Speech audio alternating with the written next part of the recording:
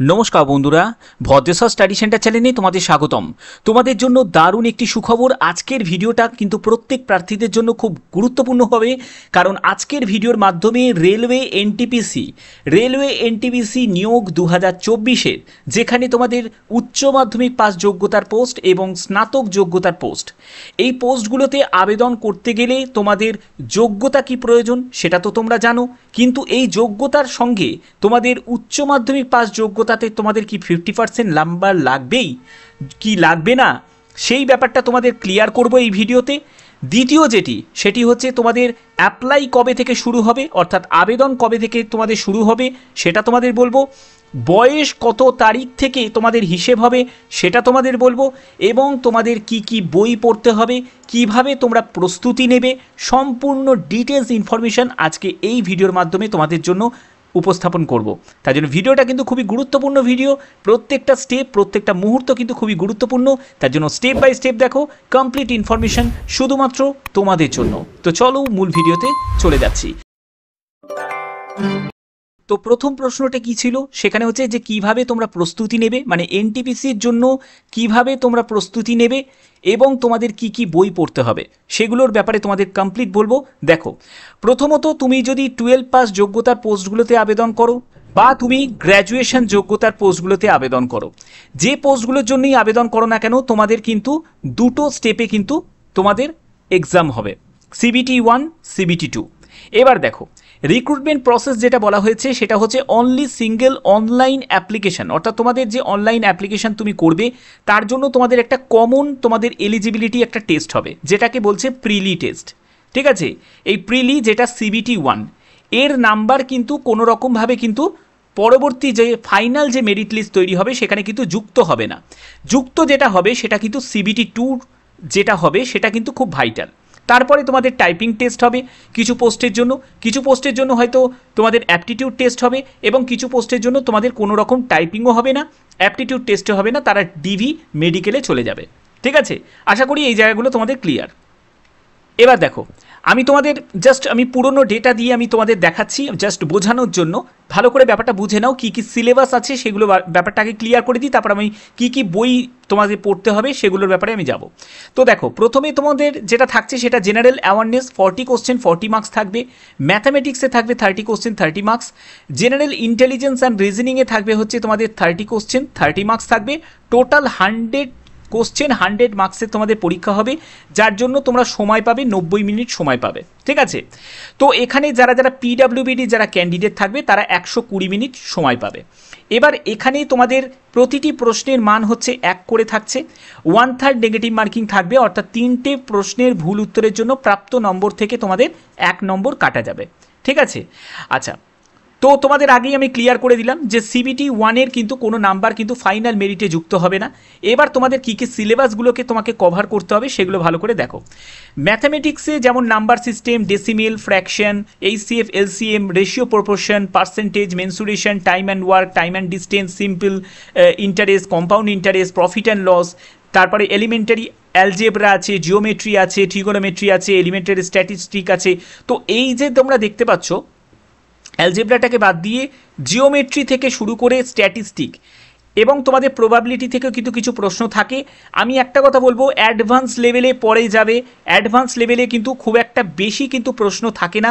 ঠিক আছে, সব থেকে বেশি কিন্তু তোমাদের এই লেভেলগুলো থাকে, মানে বেসিক লেভেলগুলো থেকে কিন্তু বেশি থাকবে, মানে নাম্বার সিস্টেম, ডেসিমেল, ফ্র্যাকশন। ঠিক আছে, এই সবগুলোকে আগে তোমাকে কিন্তু কভার করতে হবে, এগুলো কিন্তু বেসিক লেভেল, কারণ এখান থেকে তোমাদের প্রশ্ন থাকবেই থাকবে।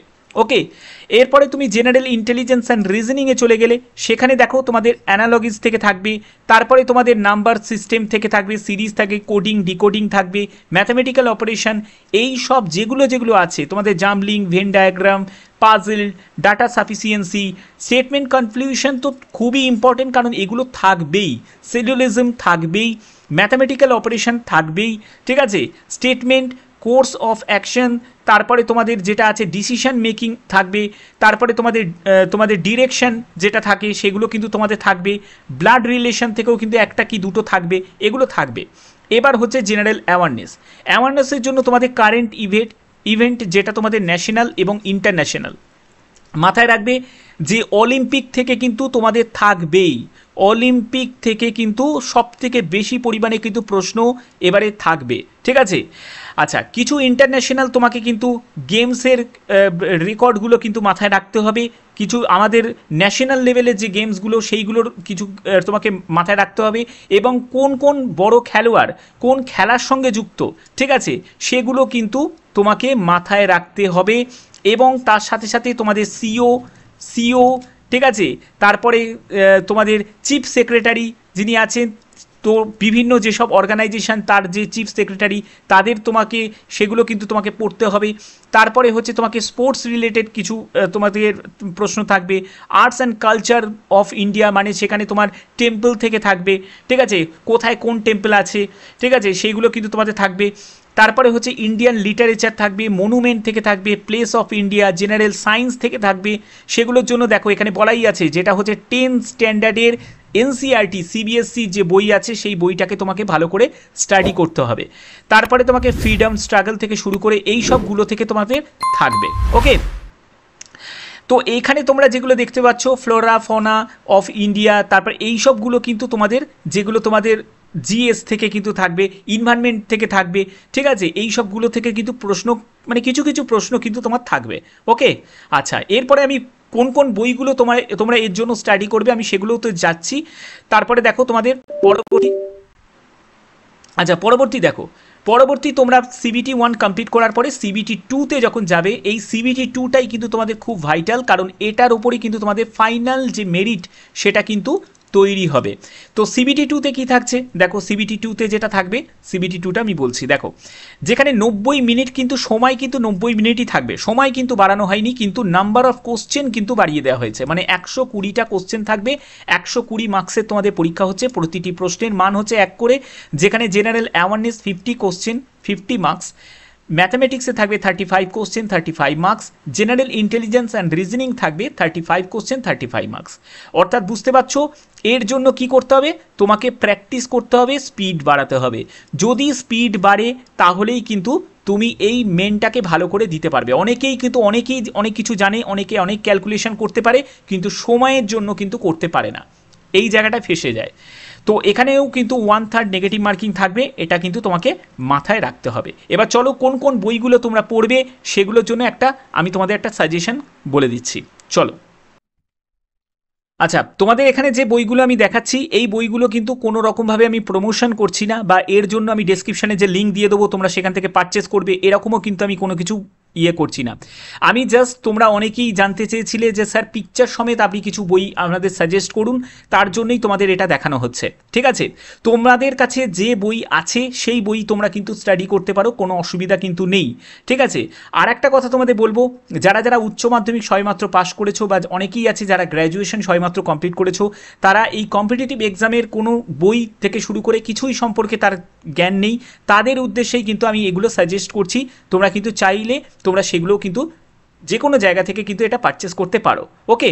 তো চলো, প্রথম যেটা বই আমি বলবো সেটা হচ্ছে ম্যাথের জন্য কোয়ান্টিটিভ অ্যাপটিটিউড, এটা কিন্তু আর.এস. আগরওয়ালের বই বলছি, যেটা তোমাদের বাংলা ভার্সানে তোমরা দেখতে পাচ্ছ, এস চাঁদ পাবলিকেশন, আর.এস. আগরওয়াল, এই বইটা কিন্তু যথেষ্ট পরিমাণে ভালো। এবং তোমাদের ইংলিশ ভার্সানেও কিন্তু আছে, তোমরা চাইলে ইংলিশ ভার্সানটাও কিন্তু পারচেস করতে পারো, যে ভাষাতে কমফোর্টেবল আছে সেই ভাষাতে তোমরা বই পারচেস করতে পারো। এছাড়া যদি তোমাদের অন্য কোনো যদি 8-9 স্ট্যান্ডার্ডের যদি কোনো বই থাকে, ঠিক আছে, 10 স্ট্যান্ডার্ডের কোনো বই থাকে, তাহলে সেটাও কিন্তু তোমাকে প্রথমে, আমি বলবো প্রথম বেসিক তোমাকে আগে ক্লিয়ার করতে হবে। এই বেসিক ক্লিয়ার করার পরেই কিন্তু এই সব বইয়ের দিকে যাবে, নাহলে কিছুই বুঝতে পারবে না, ওকে। তো এটা হলো ম্যাথের জন্য। তো চলো পরবর্তী চলে যাচ্ছি, পরবর্তী হচ্ছে তোমাদের জিআই এর জন্য, জেনারেল ইন্টেলিজেন্স অ্যান্ড রিজনিংয়ের জন্য। রিজনিংয়ের জন্য আমি বলবো আর.এস. আগরওয়াল যথেষ্ট পরিমাণে ভালো বই, যেখানে এস চাঁদ পাবলিকেশনের এই সব বইগুলোর জন্য তোমাদের কিন্তু রেলওয়ে থেকে শুরু করে ব্যাংকের জন্য সব থেকে ভালো বই কিন্তু এই বইগুলো, ঠিক আছে। এই বইটা কিন্তু যথেষ্ট পরিমাণে ভালো, তো এই বইটাও কিন্তু তোমরা জিআই এর জন্য কিন্তু স্টাডি করতে পারো। এরকম যদি তোমাদের কোনো এরকম সাবস্টিটিউট যদি কোনো বই থাকে তাহলে কিন্তু সেটাও তোমরা স্টাডি করতে পারো, কোনো অসুবিধা কিন্তু নেই। আচ্ছা, পরবর্তী হচ্ছে তোমাদের আমি যেটা বলবো জেনারেল অ্যাওয়ারনেস বা জিকের জন্য আমি যেটা বলছি সেটা হচ্ছে ছায়া প্রকাশনী। ছায়া প্রকাশনী যথেষ্ট পরিমাণে ভালো বই। ছায়া প্রকাশনী যেটা রিক্রুটমেন্ট চ্যালেঞ্জার, যদি তোমাদের কাছে থাকে তোমরা এই বইটা কিন্তু এনটিপিসির জন্য মোটামুটি যথেষ্ট পরিমাণে ভালো বই, ঠিক আছে। পরবর্তী সেটি হচ্ছে স্ট্যাটিক জিকে। স্ট্যাটিক জিকে থেকে কিন্তু থাকবে, স্ট্যাটিক জিকে থেকে থাকবে বলতে গেলে যে প্রথম মহিলা মুখ্যমন্ত্রীর নাম কি, প্রথম মহিলা প্রধানমন্ত্রীর নাম কি, এইগুলো কিন্তু তোমাদের স্ট্যাটিক জিকের মধ্যে পড়ছে। তো এইগুলো কিন্তু তোমাদের থাকবে। তারপরে হচ্ছে রাগবি ফুটবলে কতজন প্লেয়ার থাকে, ঠিক আছে, পোলোতে কতজন প্লেয়ার থাকে, এগুলো কিন্তু সবই কিন্তু স্ট্যাটিক জিকের মধ্যে পড়ছে। স্ট্যাটিক জিকে কিন্তু রেলের ক্ষেত্রে কিন্তু অনেক থাকে, প্রশ্ন থাকে। তার জন্য তোমরা এই বইটা কিন্তু পড়তে পারো, যেটা হচ্ছে মণ্ডল প্রকাশনী, দেখতে পাচ্ছ কার্তিক চন্দ্র মণ্ডল। তো এই বইটাকে তোমরা পড়তে পারো। বা তোমাদের যদি কোনো স্পিডি পাবলিকেশনের যদি কোনো স্ট্যাটিক জিকের যদি কোনো বই থাকে, বা তোমাদের যদি লুসেন্টের কোনো বই থাকে, আমি বলবো লুসেন্টের বই যদি কোনো থাকে, তাহলেও কিন্তু তোমরা স্ট্যাটিক জিকে বা জিকে তোমাদের কভার হয়ে যাবে, অসুবিধা কিছু হবে না। ওকে, আচ্ছা, এবার হচ্ছে তোমাদের কারেন্ট অ্যাফেয়ার্স। তো কারেন্ট অ্যাফেয়ার্সের জন্য যেটা সবথেকে ভালো বই আমি সেটাই তোমাদের বলছি, সেটা হচ্ছে এডুটেরিয়া। অনেকেই জানো এডুটেরিয়া, এর কিন্তু ইয়ারলি পাওয়া যায়, আবার কিন্তু তোমাদের মান্থলিও পাওয়া যায়, আবার তোমাদের কোয়ার্টারলিও পাওয়া যায়। তোমরা চাইলে তোমরা এই এডুটেরিয়া বইটাকেও কিন্তু পারচেস করতে পারো। এছাড়া তোমাদের বলবো প্রতিযোগিতা দর্পণের যদি ম্যাগাজিন থাকে সেটাও পারচেস করতে পারো। আর না হলে তোমরা ইন্টারনেট থেকে কিন্তু তোমরা কারেন্ট অ্যাফেয়ার্স তোমরা জাস্ট সার্চ করলেই হবে এভরি মান্থের, সেখান থেকেও কিন্তু তোমরা নোট ডাউন করতে পারো। নোট ডাউন করলে অনেকটা সময় চলে যাবে। তো তোমরা এরকম ম্যাগাজিন কিন্তু পারচেস করতে পারো এবং সেটা তোমরা স্টাডি করতে পারো, খুবই ভালো। এর পরবর্তী কি আছে, এর পরবর্তী হচ্ছে স্পিডি পাবলিকেশনে কিন্তু কারেন্ট অ্যাফেয়ার যথেষ্ট পরিমাণে ভালো স্ট্যান্ডার্ডের, কারণ এই বইটার থেকে কিন্তু অনেকটা পরিমাণে কারেন্ট অ্যাফেয়ার্স কমন পাওয়ার চান্স কিন্তু থাকে, ঠিক আছে। অনেকগুলো টপিক এরা কভার করে, ছোটো ছোটোভাবে কভার করে, যেগুলো রেলওয়ের জন্য কিন্তু খুবই ইম্পর্টেন্ট। তো এটা কিন্তু কারেন্ট অ্যাফেয়ার্সের জন্য খুব ভালো বই। ওকে, তো এই বইগুলো যেগুলো আমি তোমাদের সাজেস্ট করলাম, এইগুলো মানেই যে এগুলো কিনতে হবে তার কোনো মানে নেই, জাস্ট তোমাদের বোঝানোর জন্য যে এই বইগুলোর ওপর তোমরা ফোকাস করতে পারো। এছাড়া তোমাদের কাছে যদি যে বই আছে সেই বইটাও তোমরা স্টাডি করতে পারো, অসুবিধা কিছুই হবে না। তো এবার হয়ে গেল তোমাদের কোন কোন বই তুমি স্টাডিও করছো। স্টাডি করতে করতে এবার তোমাকে কি করতে হবে, মক টেস্ট দিতে হবে। কারণ মক টেস্ট যদি না দাও তাহলে কিন্তু তোমাদের স্পিড বাড়বে না, স্পিড বাড়াতে হবে, স্পিডকে ইনক্রিজ করতে হবে, ঠিক আছে। এই ইনক্রিজটা কিন্তু এমনি এমনি কিন্তু হবে না। ইনক্রিজ করতে গেলে তোমাকে পার উইকে একটা করে তোমাকে মক টেস্ট দিতে হবে। এবার মক টেস্ট তুমি কোথা থেকে দেবে সেটা দেখো, তুমি অনলাইন কোনো মক টেস্ট দিতে পারো, সব থেকে ভালো অনলাইন, যেহেতু পরীক্ষাটা অনলাইনে হচ্ছে। এছাড়া তুমি কোনো মার্কেট থেকে কোনো বই কিনবে, ঠিক আছে, কোনো বই কিনবে, সেই বইয়েতেও কিন্তু অনেক মক টেস্টের বই পাওয়া যায়। সেই বইও তোমরা এনটিপিসির মক টেস্টের কোনো বই মার্কেট থেকে তোমরা পারচেস করতে পারো, সেখান থেকেও কিন্তু তোমরা মক টেস্ট দিতে পারো। কারণ সপ্তাহে একটা করে তোমাকে মক টেস্ট অন্তত দিতেই হবে। এটা আমি যারা এখনও পর্যন্ত নিজেকে তৈরি করেনি আমি তাদের বলছি। তোমাকে 6টা দিন ভালো করে পড়বে, একদম ভালো করে প্রত্যেকটা সাবজেক্টকে কভার করে পড়তে হবে। এবং তোমাকে যে লাস্ট দিন, মানে হচ্ছে সপ্তাহের লাস্ট দিন, অর্থাৎ তোমাকে সানডেতে কি করবে, সানডেতে একটা করে সেট দেবে, মানে মক টেস্টের একটা সেট দেবে, ঠিক আছে। দেখবে তোমার কতটা গ্রো হবে, দেখবে অনেকটা গ্রো হবে। ওকে, তো আশা করি তোমাদের কিভাবে প্রস্তুতি নেবে, কি কি বই পড়বে সেই ব্যাপারটা তোমাদের ক্লিয়ার করে দিয়েছি, ঠিক আছে। তো চলো আর পরবর্তী কি কি প্রশ্নের উত্তর সেগুলো তোমাদের দিচ্ছি। তো দেখো এখানে তোমাদের তো দেখো এখানে তোমাদের যেসব পোস্টগুলো আছে, এই সব পোস্টগুলো হচ্ছে সবই উচ্চ মাধ্যমিক পাস যোগ্যতার পোস্ট, এবং এই যে পোস্টগুলো আছে এগুলো সবই গ্র্যাজুয়েশন যোগ্যতার পোস্ট, ঠিক আছে। এবার এই উচ্চ মাধ্যমিক পাস যোগ্যতার পোস্টের ক্ষেত্রে তোমাদের বয়স কি থাকতে হবে, বয়স যেটা থাকতে হবে সেটা হচ্ছে তোমাদের 18 থেকে 33 বছর হচ্ছে বয়স থাকতে হবে। এটা কিন্তু মাথায় রাখবে, আমি শুধুমাত্র 2024-এ যেহেতু তোমাদের ওয়ান টাইম কোভিডের জন্য যেহেতু রিল্যাক্সেশন দেওয়া হয়েছে, তার জন্য তোমাদের এই বয়সটা তোমাদের বলা হচ্ছে। এই বয়সটা কাদের ক্ষেত্রে, ইউআরের ক্ষেত্রে, ইডাব্লিউএসের ক্ষেত্রে বয়স যেটা সেটা হচ্ছে 18 থেকে 33 বছরের মধ্যে হতে হবে। ওকে, তুমি যদি এসসি এসটি হও তাহলে তোমার বয়স এখানে কত হতে হবে, তাহলে তোমার বয়স হয়ে যাবে 18 থেকে 38 বছরের মধ্যে যদি বয়স হয়ে থাকে তাহলে আবেদন করতে পারবে। আর তুমি যদি ওবিসি হয়ে থাকো তাহলে তোমার বয়স যদি 18 থেকে 36 বছরের মধ্যে হয়ে থাকে তাহলে তুমি আবেদন করতে পারবে। ঠিক আছে, এবার হচ্ছে গ্র্যাজুয়েশন যোগ্যতার পোস্ট। এগুলো হচ্ছে সবই গ্র্যাজুয়েশন যোগ্যতার পোস্ট, এবং এই পোস্টগুলোর ক্ষেত্রে তুমি যদি আবেদন করতে চাও তোমাদের এখানে যেটা এজ হতে হবে সেটা হচ্ছে 18 থেকে 36 বছর। এইটা হচ্ছে ইউআর ক্যান্ডিডেট আর ইডাব্লিউএস ক্যান্ডিডেট যাদের, তাদের ক্ষেত্রে। তুমি যদি এসসি এসটি হও, তুমি যদি একজন এসসি এসটি প্রার্থী হও তাহলে তোমার ক্ষেত্রে বয়স হয়ে যাবে 18 থেকে 41 বছর। আর তুমি যদি ওবিসি প্রার্থী হয়ে থাকো তাহলে তোমার বয়স হয়ে যাবে 18 থেকে 39 বছরের মধ্যে যদি হয়ে থাকে তাহলে তুমি আবেদন করতে পারবে। তো এটা তো গেল বয়সটা, কিন্তু এখানে বয়সটা কত তারিখ অনুযায়ী ক্যালকুলেট হবে সেটা তোমাদের বলছি। এখানে বয়স তোমাদের ক্যালকুলেট হবে 1/1/2025 হিসাবে। এটা কনফার্ম। কেন কনফার্ম? কারণ তোমরা জানো যে রিসেন্টলি যেটা তোমাদের প্রকাশিত হয়েছে সেটা হচ্ছে তোমাদের যে প্যারামেডিক্যাল স্টাফের যে রিক্রুটমেন্টের যে বিজ্ঞপ্তি প্রকাশিত হয়েছে, তো সেই বিজ্ঞপ্তিতেও তোমরা দেখবে, সেখানেও কিন্তু বা যেইতেও তোমরা দেখবে 1/1/2025 হিসাবে কিন্তু তোমাদের এজ ক্যালকুলেট করা হচ্ছে। অর্থাৎ যদি তোমাদের 1/1/2025 হিসাবে যদি এই এজ থাকে তাহলে তোমরা আবেদন করতে পারবে। আর যাদের গ্র্যাজুয়েশন যোগ্যতা আছে তাদের যদি উচ্চ মাধ্যমিক পাস যদি 50% নাম্বার থাকে তাহলে তোমরা কিন্তু এই দুটি পোস্টের জন্য, মানে এখানের এই সব পোস্টগুলো যতগুলো পোস্ট আছে, মানে এখানে 5টা আর এখানে 4টে, এই গ্র্যাজুয়েশন যোগ্যতা থাকলে তোমাদের এই 9টি পোস্টের জন্যই কিন্তু তোমরা আবেদন করতে পারবে। ঠিক আছে, তো এটা তো হয়ে গেল। এবার হচ্ছে এই সব পোস্টগুলো হচ্ছে গ্র্যাজুয়েশন, মানে যে কোনো শাখায় তুমি যদি গ্র্যাজুয়েশন হয়ে থাকো, মানে করে থাকো, মানে সেটা আর্টস হোক, সায়েন্স হোক বা কমার্স হোক, তাহলে তোমরা এই গ্র্যাজুয়েট লেভেলে পোস্টের জন্য আবেদন করতে পারবে। কিন্তু উচ্চ মাধ্যমিক পাস যোগ্যতার পোস্টের ক্ষেত্রে কিন্তু একটা টার্ম অ্যান্ড কন্ডিশন আছে। সেই টার্ম অ্যান্ড কন্ডিশনটা কি সেটা তোমাদের বলছি।